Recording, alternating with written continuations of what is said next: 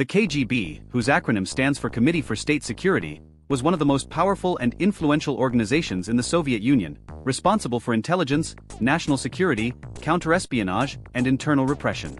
Throughout its existence, from 1954 to 1991, the KGB played a central role in controlling the state and defending the communist regime, both domestically and internationally. In the 1992 video game KGB, later marketed as Conspiracy by Virgin Interactive and developed by the French company Cryo Interactive Entertainment, the players embody the former Spetsnaz and KGB captain Maksim Rukov, who becomes entangled in a complex web of corruption and double agents during the final days of the Soviet Union, right before the 1991 coup attempt.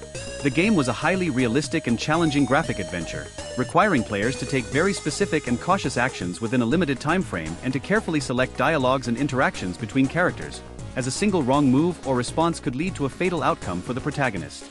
But the game's greatest achievement was its excellent atmosphere and storyline, used to recreate life during the final moments of the once powerful communist superpower and the workings of its secret police.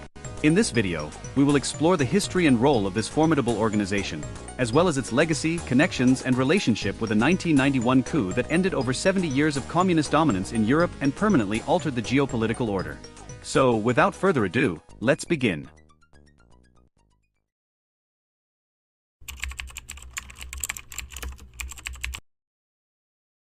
The KGB was created in 1954 as the successor to several previous security agencies, such as the NKVD and the Cheka, which had played crucial roles in consolidating the Communist Party's power, eliminating political opponents, and internal repression.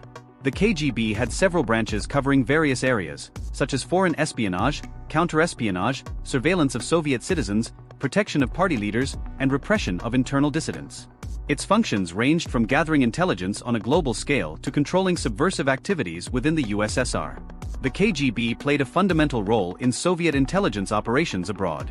It maintained a global network of agents deployed in embassies, consulates, and international organizations, who spied on governments, military forces, and corporations worldwide, focusing especially on the Western Bloc during the Cold War. Naturally, the United States and NATO were priority targets. In addition to traditional espionage, the KGB was also involved in covert operations aimed at influencing the internal politics of other countries, destabilizing governments hostile to the USSR, and supporting communist-aligned groups worldwide. It is credited with financing and supporting national liberation movements and guerrillas in countries across Latin America, Africa, and Asia.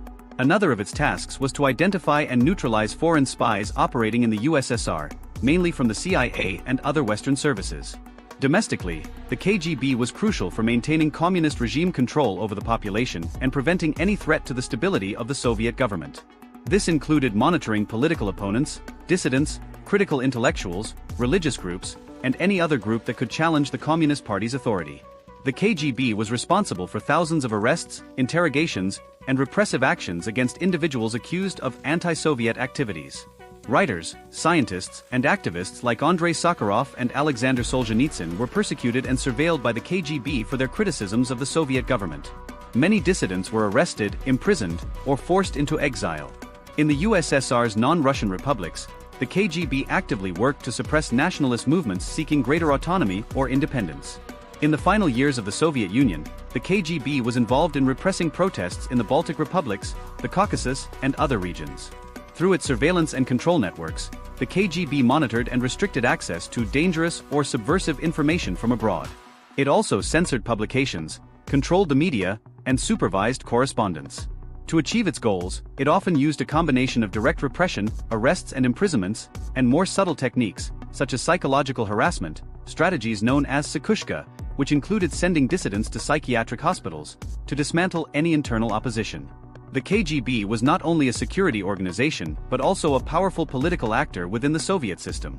The organization had direct influence over government decision-making, and in some cases, may have impacted leadership changes in the USSR.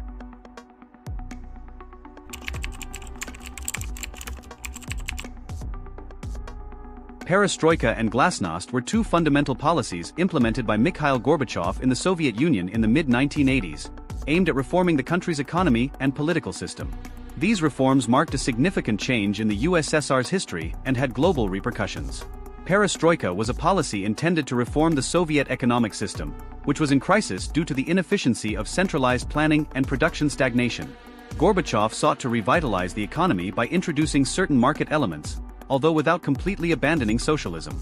Its main goals were economic decentralization, transferring decision-making to the local level instead of keeping it in central government hands, introducing market incentives by allowing state enterprises more autonomy to manage resources more efficiently, opening up to foreign investment, and increasing productivity in agriculture by encouraging farmers to produce more under a system that allowed greater freedom to sell surplus goods. However, implementing perestroika was challenging as it clashed with the deeply rooted centralized planning system. The economic reforms did not produce the expected results but instead created chaos in supply chains, poor resource allocation, and ultimately a widespread shortage of consumer goods. Citizens faced growing shortages of basic products, endless lines to buy food, inflation, and an expanding black market. Rather than growing, the economy entered a phase of progressive collapse, further weakening trust in the system. Meanwhile, Glasnost was a policy aimed at promoting political openness and transparency. Under this initiative, Gorbachev allowed greater freedom of expression, reduced censorship, and enabled more open criticism of the government and its policies. The goal was to create an environment of trust and civic participation to make the socialist system more efficient, but it opened the door to profound and massive criticisms of the system, the Communist Party, and Soviet history. The release of the media and public debate revealed Stalinist crimes, corruption, and inefficiencies, severely weakening the regime's legitimacy. Political changes, economic collapse, and openness to the West created an identity crisis in many sectors of Soviet society. Communist education and propaganda had instilled a particular worldview for decades, which was now being questioned. Furthermore, this openness allowed the emergence of nationalist and separatist movements in various Soviet republics.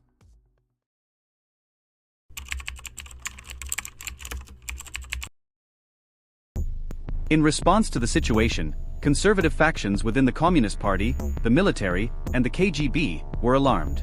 They believed Gorbachev's policies were weakening the USSR and feared the loss of the Communist Party's power.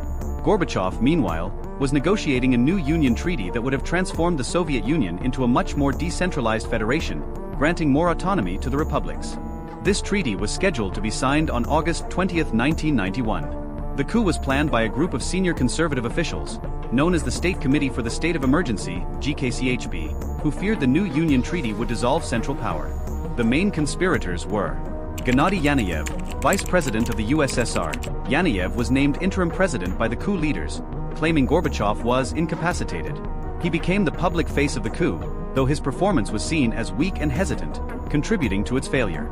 As vice president, Yanayev aligned with the government's most conservative sectors, believing Gorbachev's reforms had gone too far, particularly in granting republics autonomy. He aimed to reverse the decentralization process and maintain the Soviet state's centralized structure. Vladimir Krukov, head of the KGB. Krukov was one of the coup's main organizers, mobilizing KGB resources to try to ensure the plot's success, including attempts to censor the media and control information. Krukov was deeply concerned about the loss of control by the Communist Party and the state over society. He feared that Gorbachev's reforms, like Glasnost, which promoted political openness and freedom of expression, would fatally weaken the regime. Additionally, Krukov opposed the new Union Treaty, seeing it as a step toward the country's fragmentation. Dmitry Yazov, Minister of Defense.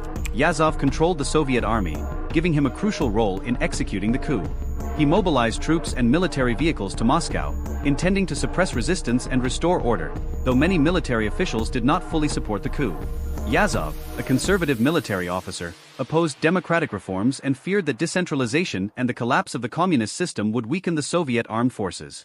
He was also concerned about the rising separatism in the Soviet republics, which endangered the USSR's territorial integrity. Boris Pugo, Minister of the Interior. Pugo controlled internal security forces, which played a key role in suppressing dissent. He coordinated the actions of the Interior Ministry's forces to control the population and quell demonstrations. Pugo shared the conspirators' view that Gorbachev's reforms were leading to the country's collapse. As head of internal security, he feared losing control over public order and the growing wave of protests and nationalist movements in the republics. Valentin Pavlov, Prime Minister. Pavlov was one of the main architects of the coup and signed decrees proclaiming the state of emergency. He was responsible for economic policies that failed to contain the crisis, which also motivated him to join the plot. Pavlov was deeply dissatisfied with the economic situation under perestroika reforms, which had led to a severe economic downturn. He believed that emergency intervention and a return to centralized control could stabilize the situation. The common motivation among the coup plotters was to preserve the Soviet Union's integrity and maintain Communist Party control, reverse Gorbachev's reforms, and halt the growing wave of independence movements in the Soviet republics. Throughout July and August 1991, the conspirators held a series of secret meetings to organize the coup. Their discussions focused on how to neutralize Mikhail Gorbachev and seize control of the main power centers in Moscow. Together, the GKCHB planned to declare a state of emergency across the Soviet Union to justify their takeover, reversing the political and economic reforms. The state of emergency would allow them to suspend civil liberties, censor the media, and suppress dissent. The conspirators also planned the deployment of troops and military vehicles in Moscow, the capital, to secure control over government buildings, media outlets, and strategic infrastructure. Their goal was to prevent any organized resistance, particularly from figures like Boris Yeltsin, who was then president of the Russian Soviet Federative Socialist Republic. Under Vladimir Kryukov's leadership, the KGB played a key role in preparing the coup. KGB resources were used to control information, spy on potential opponents, and ensure minimal resistance to the coup. On August 17, 1991, the main members of the GKCHB met in secret and made the final decision to execute the coup. They knew Gorbachev, who was in Crimea, would return to Moscow in a few days to sign the Union Treaty. By then, the coup would need to be completed to prevent the power decentralization that the treaty implied. The conspirators attempted to persuade Gorbachev to declare the state of emergency voluntarily, but he refused. This confirmed the need to act immediately, and the coup was set to begin on August 19. The coup was finally launched on August 19, 1991, while Gorbachev was still on vacation in Crimea. That morning, the GKCHB announced Gorbachev's incapacity, declared a state of emergency, and took control of the government. The coup faced strong resistance, especially in Moscow, where the president of the Russian Soviet Federative Socialist Republic, Boris Yeltsin, played a key role. Yeltsin condemned the coup as an attempt to seize power and called for popular resistance.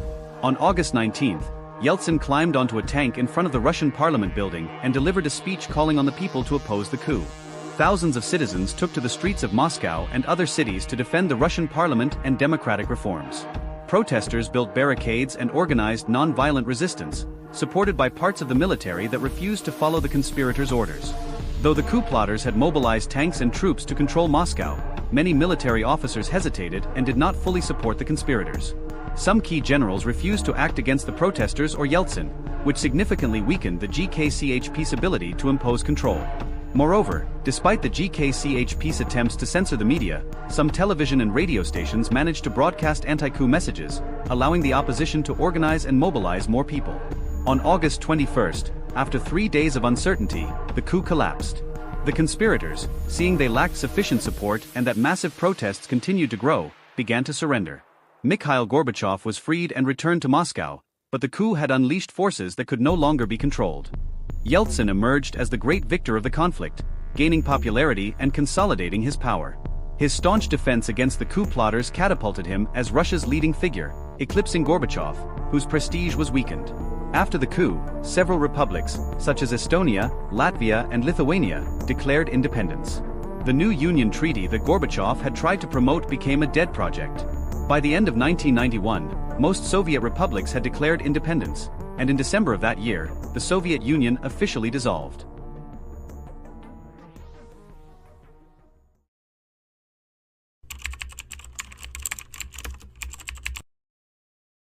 Following the failed coup, the KGB went into a deep crisis, and although it was officially disbanded in November 1991, its legacy persists in modern Russia in the form of the FSB, which inherited many of the former agency's functions, including internal security and counterintelligence. Under Vladimir Putin's leadership, who himself was a KGB agent, the FSB has become a powerful institution. Many former KGB agents, including Putin himself, have held key positions in Russian politics and are frequently linked to figures in organized crime. The relationship between the security agency and the Russian mafia predates even the Soviet Union's dissolution. Some KGB elements benefited from organized crime, as corruption and criminal activity often provided resources in exchange for protection or silence.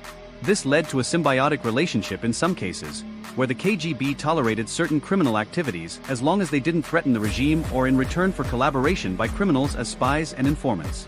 During the period of economic and political chaos before and after the coup, many former state enterprises began to be looted, allowing criminal networks to seize industrial assets and natural resources. This process was facilitated by the weakened central government following the failed coup. Chronic shortages in the Soviet economy during the final years of the USSR and the events following the coup allowed mafias to control key sectors of the black market, giving them considerable power in the informal economy. After the coup, Gorbachev's government was severely weakened, which enabled mafias and other criminal organizations to take on a more prominent role in the economy and politics. The power vacuums created by the collapse of the Soviet state left room for organized crime in areas such as resource trafficking, illegal exploitation, and extortion. Uncontrolled privatization and the lack of a solid legal framework allowed criminal organizations to thrive. Some former KGB agents became leaders of criminal organizations or joined them, using their connections and knowledge of the system to gain advantages in the new market environment. This led to a greater fusion between state power structures and organized crime, with former KGB officials exploiting their expertise and contacts to engage in arms trafficking, drug smuggling, and other illicit activities. International criminal networks took advantage of the legal void and the collapse of border controls as an opportunity to establish bases and operations in the region.